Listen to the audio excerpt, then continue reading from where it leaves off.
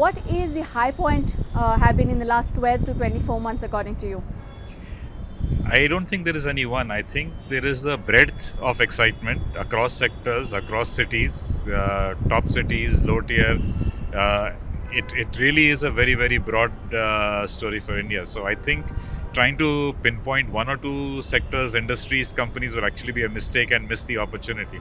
India is a huge opportunity. Given that after your stint at ONDC, you're now spending a lot of your time grooming newer entrepreneurs and startups, given your interest there, now 2025 was a year when we themed it across cautious optimism. The funding was tight, investors were skeptical, founders were busy building for profitability. Now in 2026, when we're trying to redraw our theme, we look at strategic reset. We're seeing a lot of things settling down for the next year.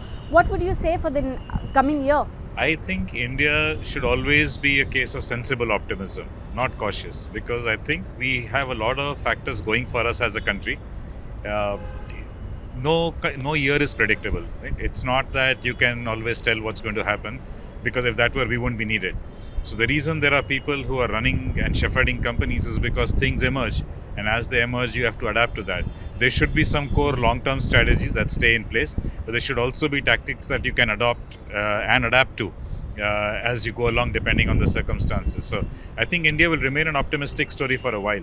Interesting. Now, when we look at 2025 and maybe last 2-3 years, we've seen quick commerce coming out as a big story. Any one particular sector that you would like to point out when it comes to 2026 and we can look out for? It's hard to say, but I think the signs are that something will emerge out of all this AI activity. There's a lot of frivolous stuff also going on, a lot of fun stuff also going on. But I think some good deep things will emerge out of that. But maybe not for a year, because I think a lot needs to be done before it becomes a robust enough service for people to rely on. Just before the final question, Mr. Joshi, one advice, what would you give if any new entrepreneur building in 2026? Because a lot has been said about profitability, sustainability of a business, being an obsessive founder. What would be your piece of advice? I think be clear about your proposition, because what I find often is even when organizations have built a good product or a good service, they focus much more on what the product is or what the service is, not the value it brings to the customer. And therefore, in the way they think about it, in the way they express it, in the way they evolve it, tends to be much more inward focused than outward focused.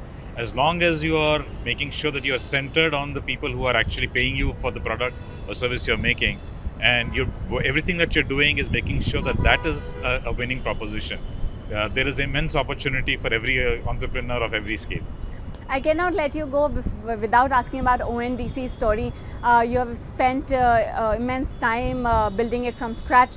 What, according to you, was one of the strategies that shouldn't go out of the talks when it comes to building a business in the commerce industry? I think it's not a story that's closed. It's still an evolving story. It's still very, very early stages. Yes, it's been around for 3 years or 3.5 years, but it's still very early stages because a lot more people need to understand it and adopt it. So the magic will start to happen when new use cases that are not possible today will start to emerge. We are seeing some early signs of it, but I think it's another year and a half is my best guess when that starts to emerge. And that's when people will get that the network way of doing things is very different from the platform way.